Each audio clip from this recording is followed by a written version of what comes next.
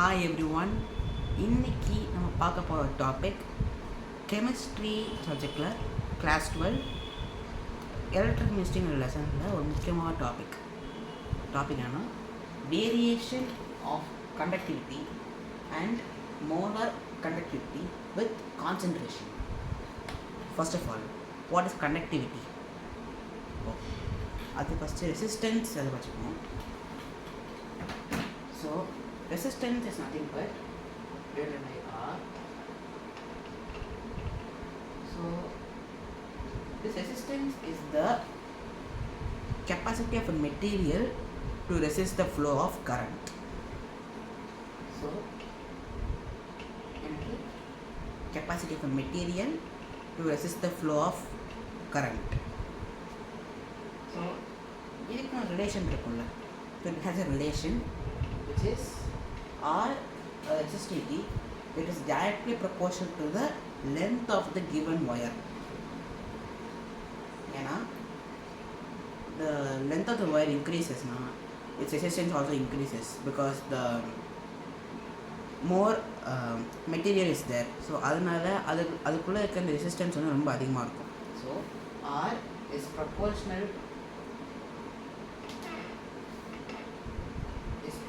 to the length L, and if the cross section area increases now, what happens to the resistance? It decreases. So R is inversely proportional to the area. In equation 1, in equation 2, let this be two equations. So if we combine these equations, we get a separate equation as R is proportional to L by A. Now, to remove the proportionality sign, we should include a constant inside it. That constant is nothing but the resistivity. So R is equal to rho L by A.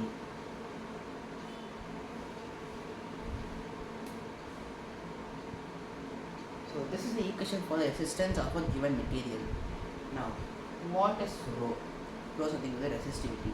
What is resistivity? Resistivity is the, now just imagine,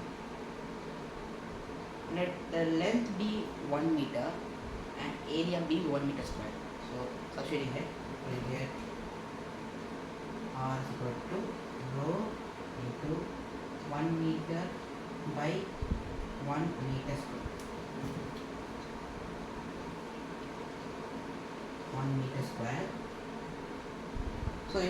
So simplifying this, we get R is equal to rho. So we can define resistivity as the resistance of a given material if the given wire is 1 meter and the cross section area is 1 meter square. Okay. This is only possible if length is 1 meter and area is 1 meter square.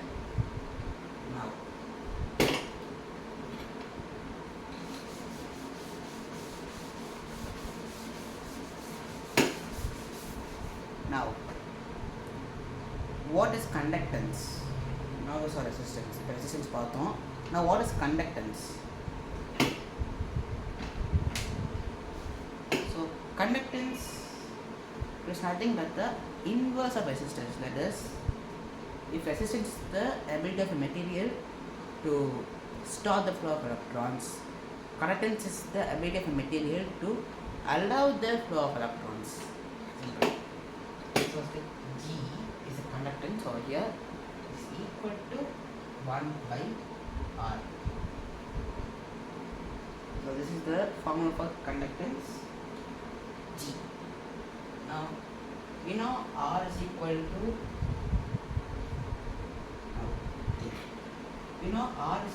to rho L by A. Formula is all that right now. If we substitute this value in this equation, what we get? equals 1 by rho L by A.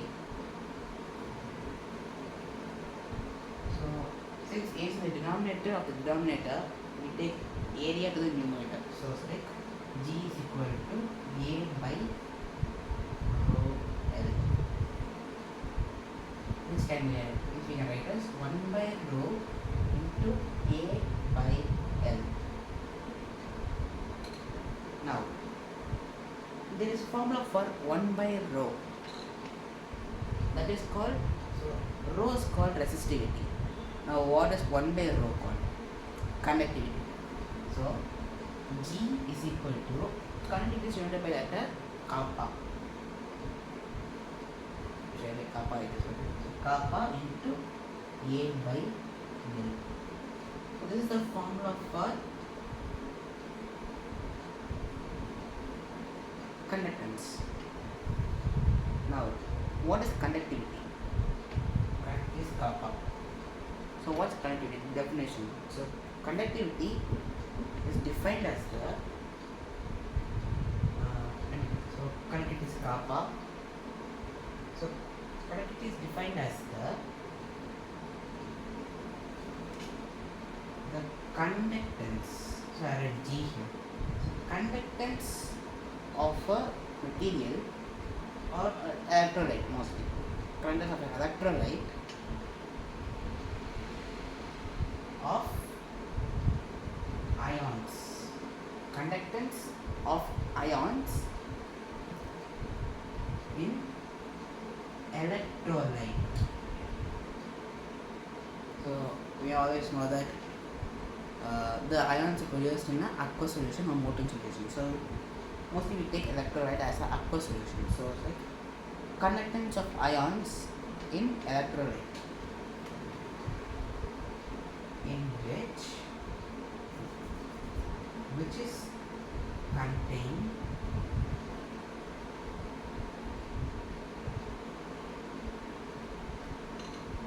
in 1 centimeter cube. So volume 1 centimeter cube of electrolyte.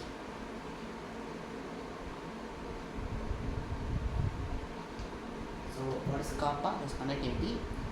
Conductivity is defined as the conductance of ions in electrolyte which is contained in 1 centimeter cube.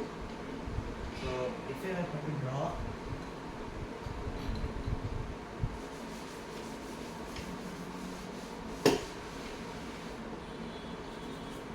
if I had to draw a cell, for example a galvanic cell or simply a cell,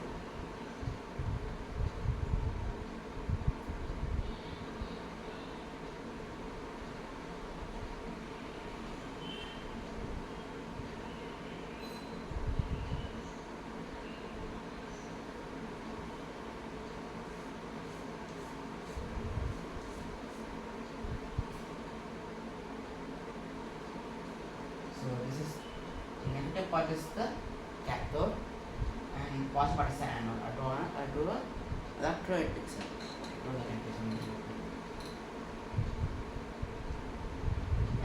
Electrolytic cell. This is electrolytic cell and this is the cathode. This is the anode, negative and positive.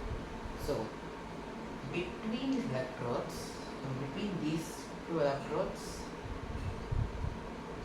I'm trying to think. So in this cube, the number of ions present in this cube have a specific conductance. That specific conductance is referred as kappa. I hope you understood. So let's see the units right now.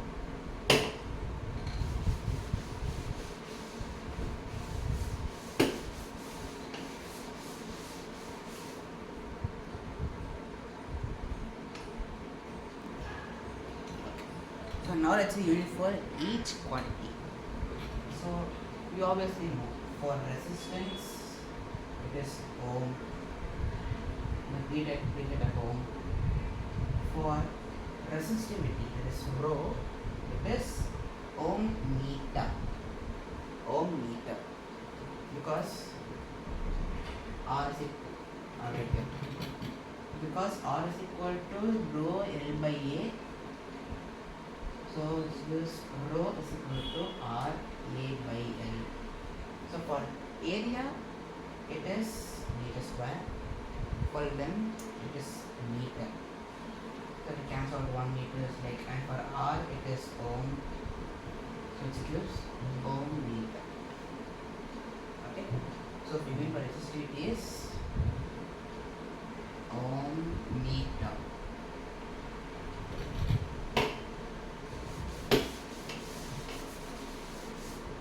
Now, for conductivity, G, the unit is Siemens.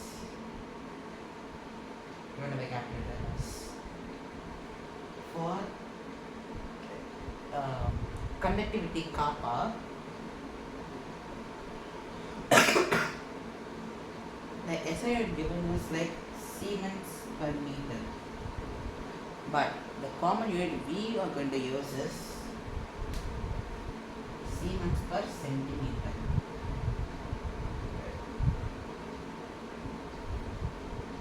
That's right.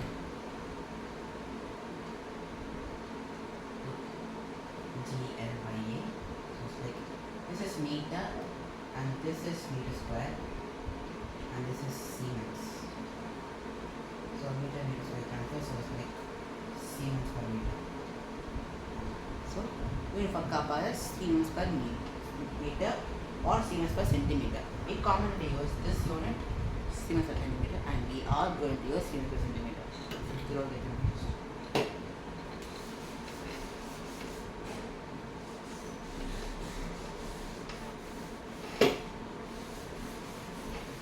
Now we discuss about conductivity and conductance. Now, what is this conductivity is? So conductivity is the conductance of one electrolyte per centimeter cube of volume. It is G per centimeter cube. Can I get this? Yes. So kappa is defined as conductance per centimeter cube. Now,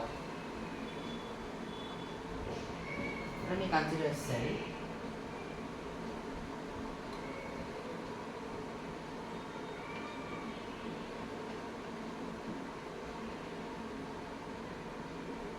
Or we consider simply electrolyte.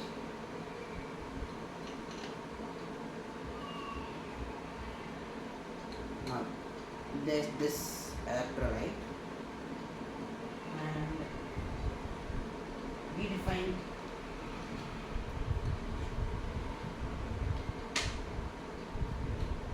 conductivity kappa as conductance per centimeter cube. So then we consider the cube here.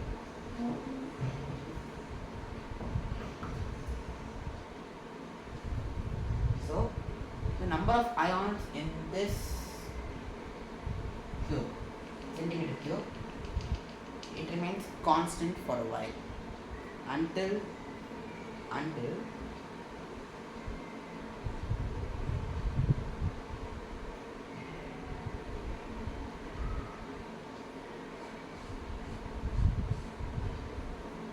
diluted.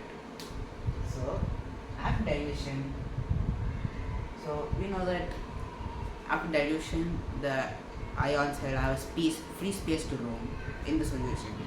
So once the solution is diluted, the level will increase and the number of ions in the centimeter cube will discharge. So there will be less number of ions in the per centimeter cube as compared to the last case. So this is for kappa. So what can I understand from this? Kappa decreases when concentration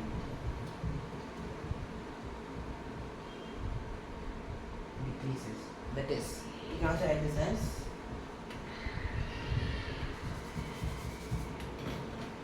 concentration kappa, conductivity kappa decreases when dilution of an electrolyte increases. So this is the basic relation between conductivity kappa and dilution. So this is the third one. Now there is another case. So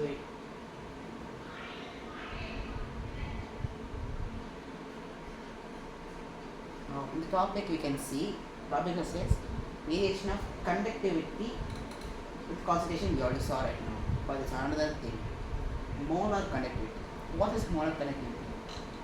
Molar conductivity is denoted by lambda m. So it's a capital lambda.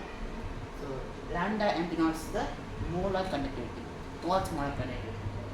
Molar conductivity, it is the, here for conductivity we learned it is conductance per centimeter cube, but in this case it is conductance G per mole. So if we take 1 molar solution, the conductance in that molar solution is the molar conductivity of the particular electrolyte or solution we took. Now, what's the unit for this molar conductivity? Molar conductivity is defined as the kappa per concentration. Wait a minute. So lambda m, which is the molar conductivity, it can be said as conductivity divided by concentration of the electrolyte. So you know, for this it is Siemens per meter at in SI unit, and for concentration which is the molarity. For molarity, what's the unit? It is mole per meter cube. Mole per meter cube is the unit for molarity. It's molarity, which is the number of moles of solute divided by volume of the solution in liters. Okay, so here I take meter cube.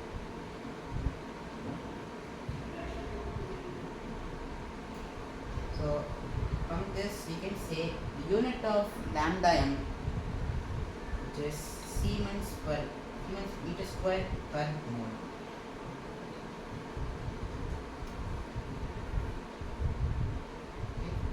Remember this. But what we use in common, the unit for conductivity, I said that it is Siemens per centimeter. So it is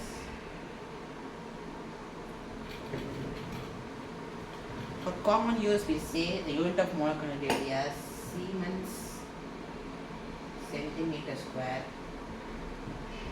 mole inverse.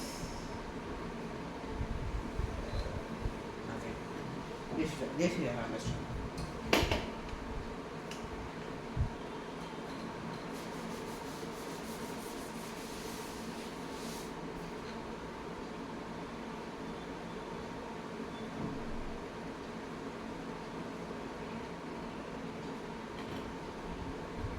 The molar conductivity is conductance per mole. Now, let us check the concentration. So, in this case, we take a beaker full of electrolyte. We took 1 centimeter cube and we added the solution and we check what is the condition of the conductivity with concentration. What's the variation? Here we check as dilution increases, conductivity decreases. So this will be the case for kappa conductivity. What about molar conductivity? I draw same beaker.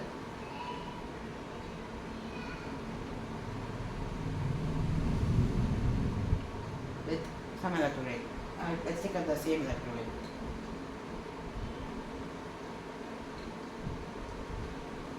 let's say the quantity of electrolyte in this is, it is 1 mole. Let's say there is 1 mole of electrolyte in this solution. So there will be like multiple number of ions. So I represent by dots. Now, what we direct solution? I'm directing the solution right now. I'm adding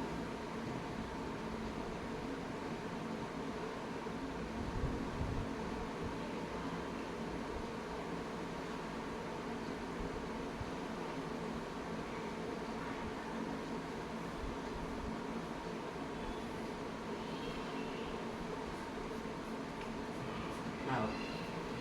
I'm adding water to the solution, which is I'm diluting the solution. Now what happens to the electrolyte? Will the water quantity decreases? No.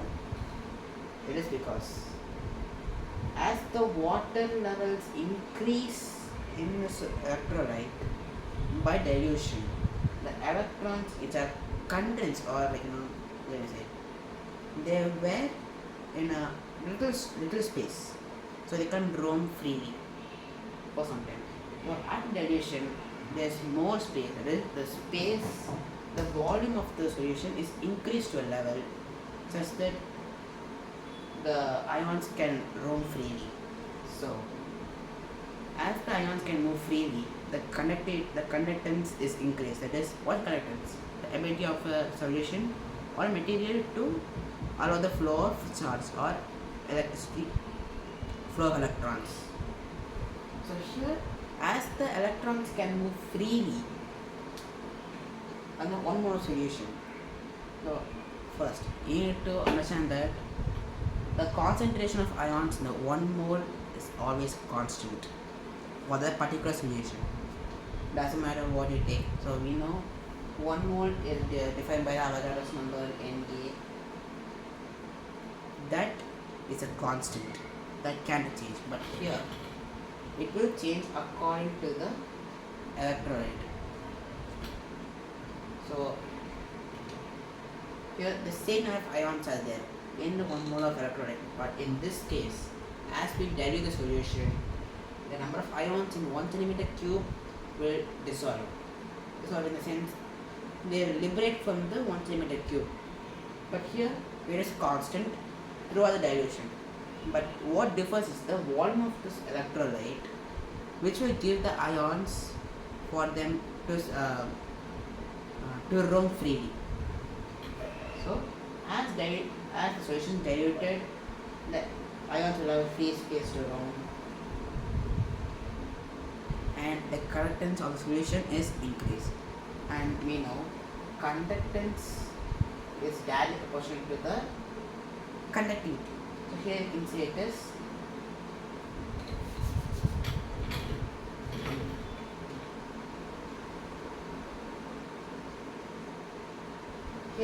molar conductivity because it's per mole. So conductance is directly proportional to the molar conductivity. So the final result of variation of concentration in according to molar conductivity is molar conductivity increases when dilution increases. I hope you have understood. Okay.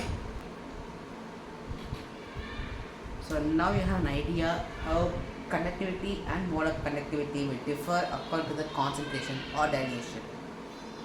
So what do we learn?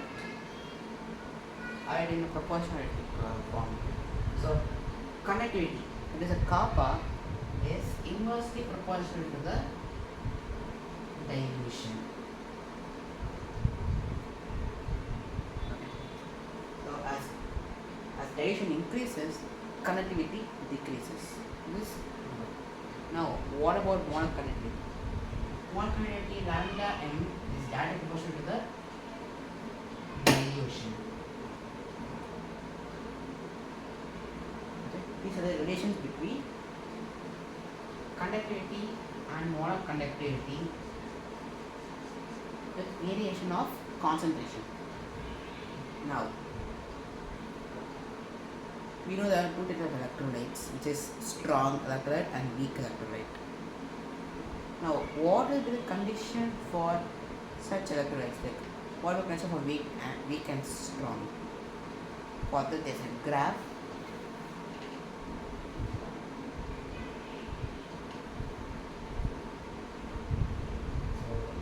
This y-axis will represent the lambda m.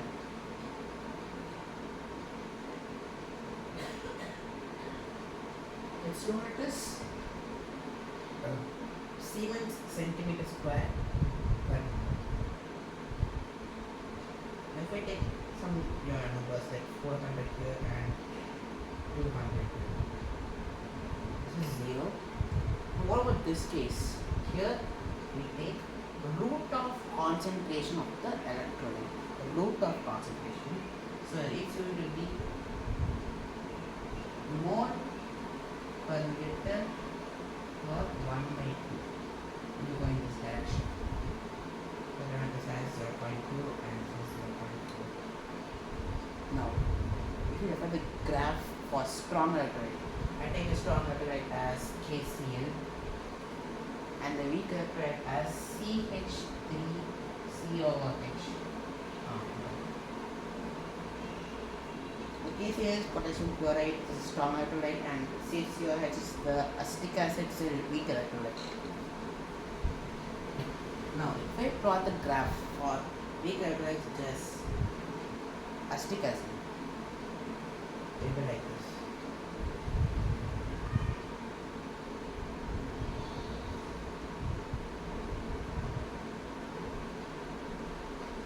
You go like the steep, and then we say it as exponential decreasing curve. But here we can't say the same. You don't need to say the same. It's like it goes down from infinity, but does not reach 0. Then it will bend towards the x-axis and go this way. This is for CH3COOH. What about KCl then? KCl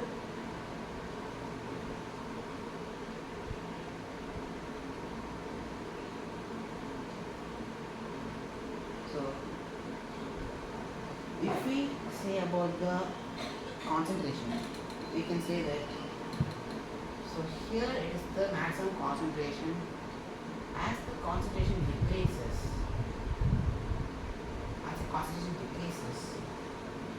notice that the molar conductivity increases. So going like this. Same for KCl. Why is it in straight line? It is mainly because KCl is a strong electrolyte. What's a strong electrolyte? Strong electrolyte is an electrolyte or solution which completely ionizes on dilution. So even if I add a small amount of water, the KCl will completely ionize into K plus and Cl minus. And what about CHCOOH? Like small relation like KCl doesn't account the separation of CHCO minus and H plus. So it will not completely ionize. That's why it's called a weak electrolyte. So that's why the concentration is like decreasing, like somewhat slower than KCl. That's why it's like slow. It's like slow rather than a straight line for acetic acid. Now there is an equation.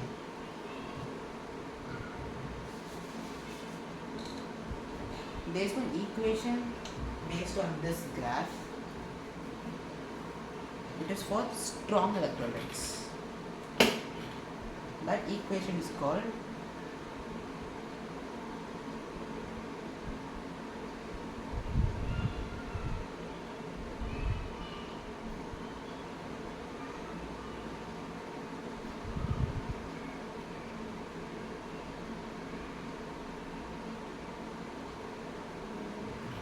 that equation for strong electrolytes. It's called d by Huckel-Onsager equation. Before this, I need to teach you one thing. So we can see the concentration is decreasing from the concentration is decreasing and the molar conductivity is increasing. But you can see the graph for strong electrolyte is approaching zero. It's approaching zero. No, but it does not touch zero. So if we extend the line for KCl, we can see the x-intercept, like y-intercept, it is when the concentration is zero. So what does it mean? This point, this y-intercept is called lambda naught m. It's also called as limiting molar conductivity. What is it? It is defined as the when concentration of a strong electrolyte approaches zero. It doesn't need, but when it approaches zero, its y-intercept will be the limiting molar conductivity. This is important for the d by Huckel-Onsager equation. Why is it applicable for weaker electrolytes? Because the graph doesn't approach, the graph doesn't reach zero. It is near to zero. It's going to the a bigger y-intercept. It doesn't even go like this. It goes like this, like parallel to the y-axis.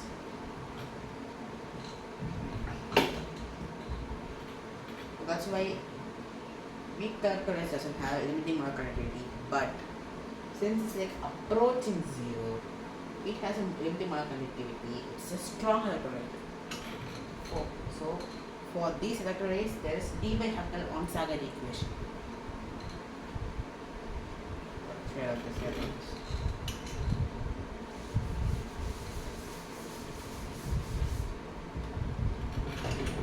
So this equation is nothing but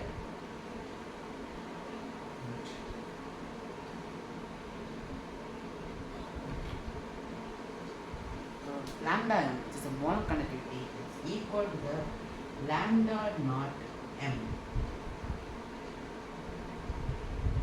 This is the limiting molar conductivity minus a root of c. We know lambda m is a molar conductivity of the electrolyte, strong electrolyte. Limiting molar conductivity is the lambda naught m, limiting molar conductivity. Root of c is the concentration and its root. Concentration root. What is A? A, if we draw the graph again,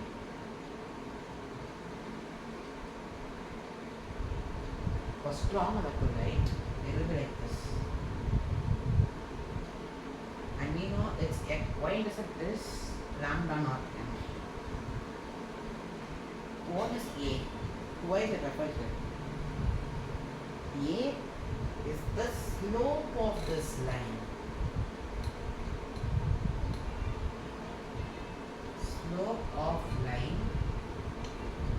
of y-intercept lambda naught m. The slope of line of intercept y-intercept lambda naught m. This is the limiting molar conductivity. This is the slope given by vector A. It differs for each solution.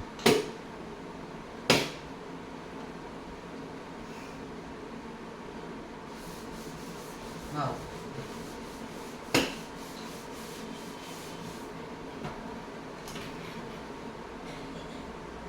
in the textbook is given test of electrolytes, strong electrolytes as 1, 1, 1, 2, 2, 1 electrolyte. What are these? Nothing but the valencies of cation, and anion. So give me an example. So for this example is NaCl. For this,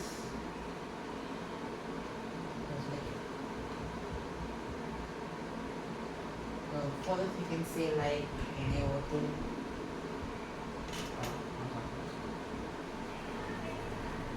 for this, the anion should have 2 valency. So we can say Na2.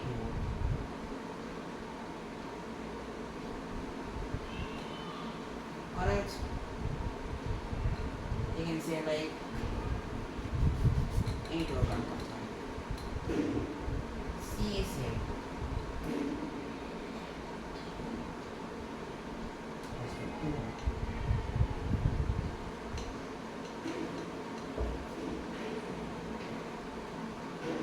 If we take 2 compound, so 2 one one's for NaCl, 2 ones for CaCl2, and 2 we can see an idea. You can see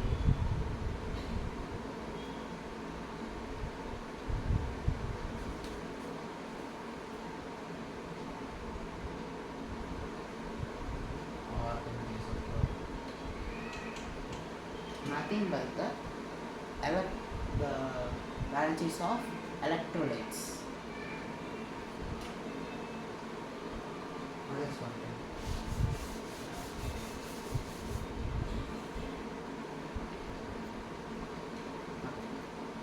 I hope you understand this.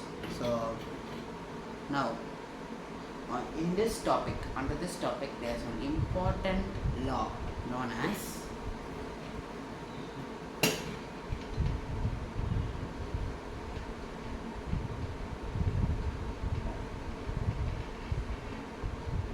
Kohlrausch law, also known as Kohlrausch law of independent migration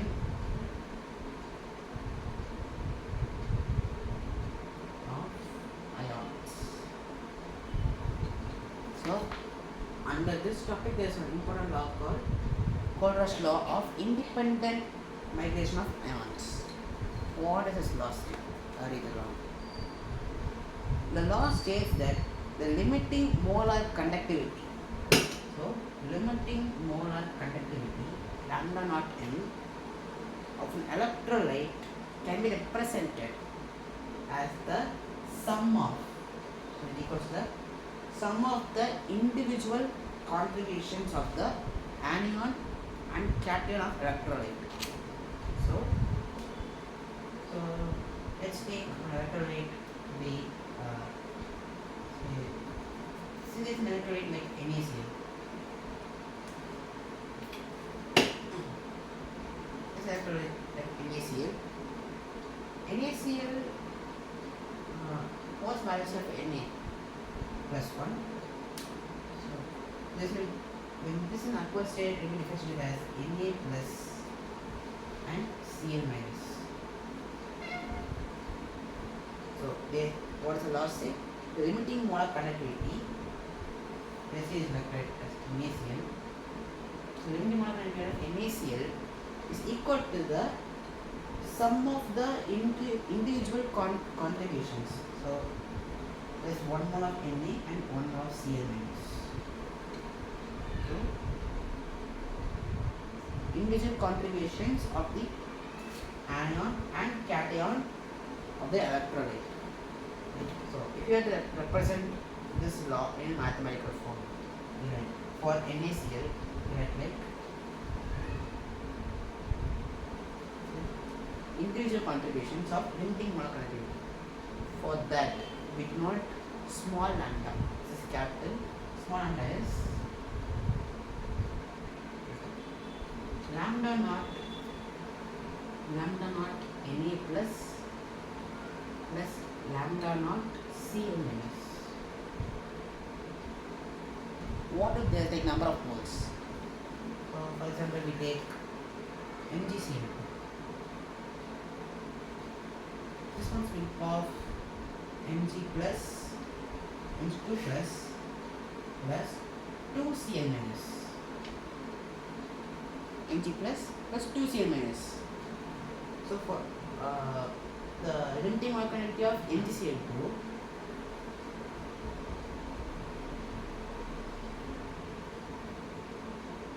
it can be written as limiting electron conductivity of Mg2 plus. It does not change. But where does it change?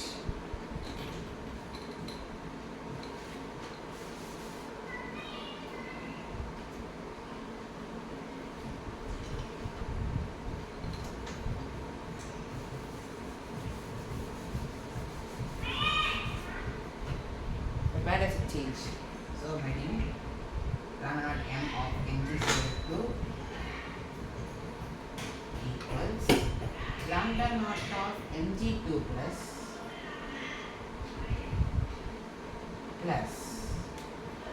where does it change? See, there's 2 moles of Cl minus. So it will change as Mg lambda naught of Mg2 plus 2 lambda naught of Cl minus. That's it. So easy, right? It is easy. So if you were to say the common relation for Kohlrausch law, the mathematical expression, we say like lambda naught m is equal to nu plus lambda naught plus nu minus lambda naught minus. So nu plus nu minus is like the number of moles or contribution, we can say contribution or number of moles of the, and for cation is like plus, for anion it's nu minus. So nu plus is the contribution number of moles of the cation, and nu minus is the contribution or number of moles of the anion of the electrolyte. So, and there are some values given in table 2.4. So they might given sums or need to memorize it. So mostly they are given sums.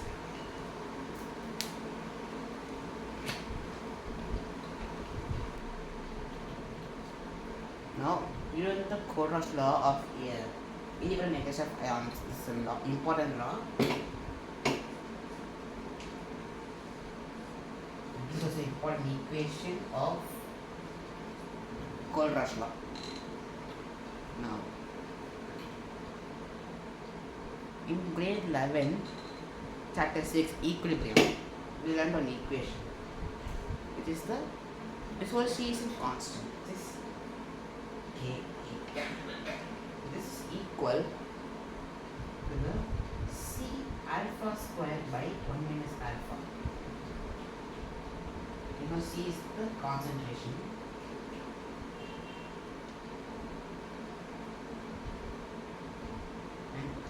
And alpha is equal to the degree of dissociation.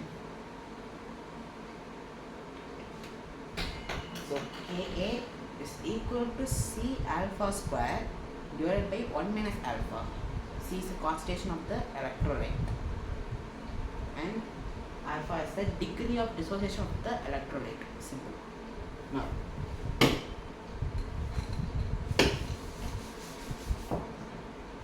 Kohlrausch law has an important applications, and two of the applications like one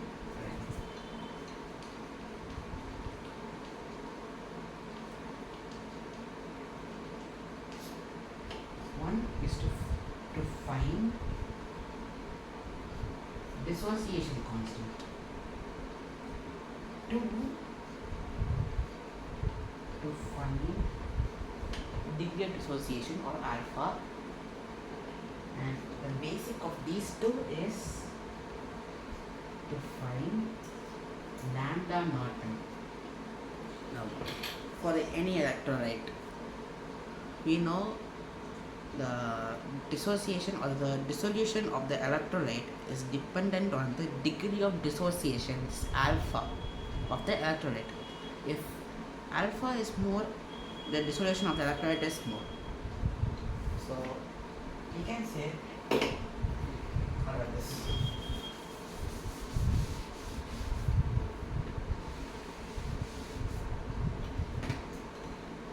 know alpha is proportional to the dissolution of the electrolyte. So if the alpha increases, the dissolution increases. You know that.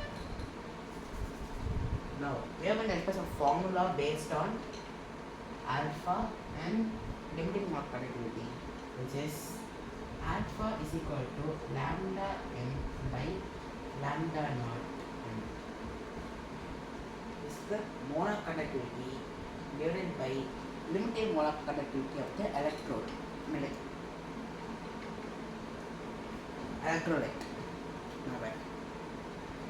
So we are writing molar conductivity divided by limiting molar conductivity of the electrolyte as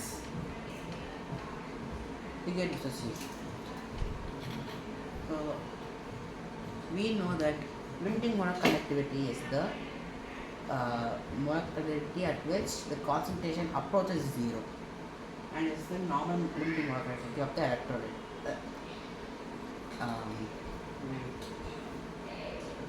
The solution electrolyte.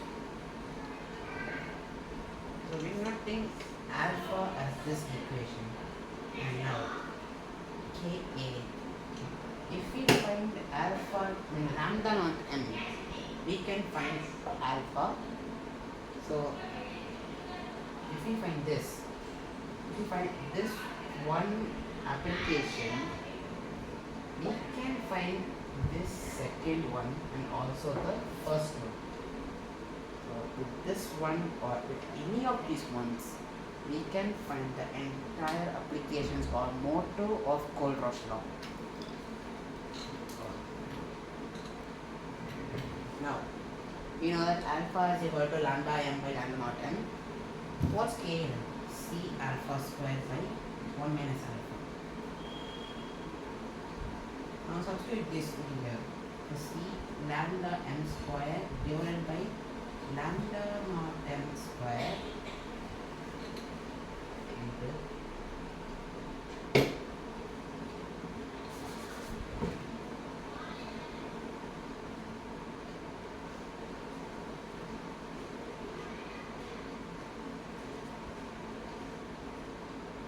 naught m squared 1 minus lambda m by lambda naught m.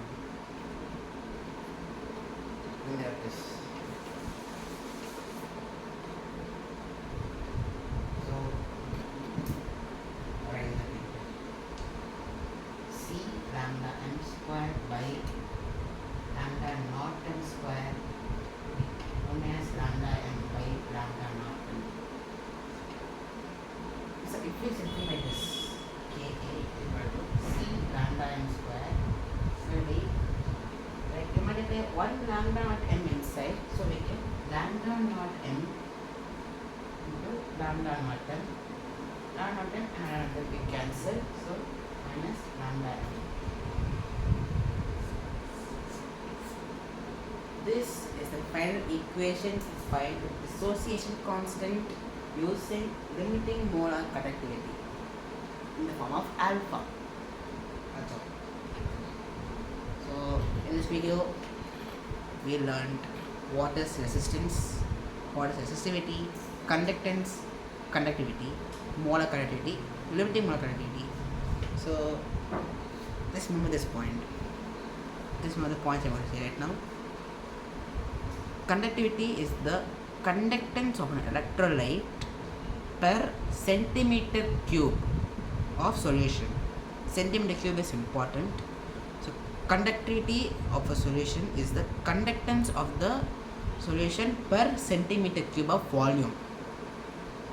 On increasing dilution of the solution, conductivity decreases as the number of ions in the centimeter cube will decrease. So this is the main point. And molar conductivity is the conductance of an electrolyte per mole of solution. And if we derive the solution again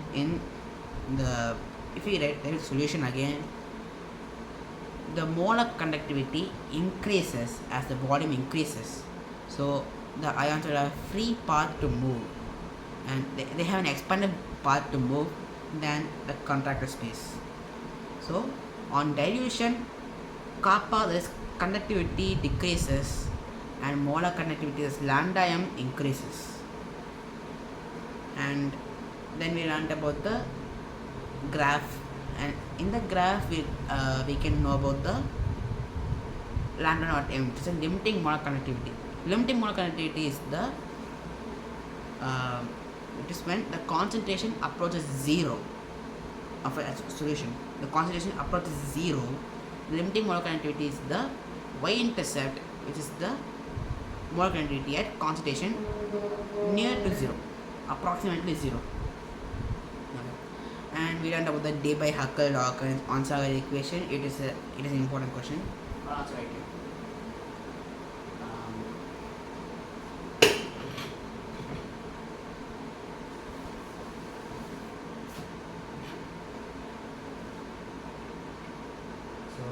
D by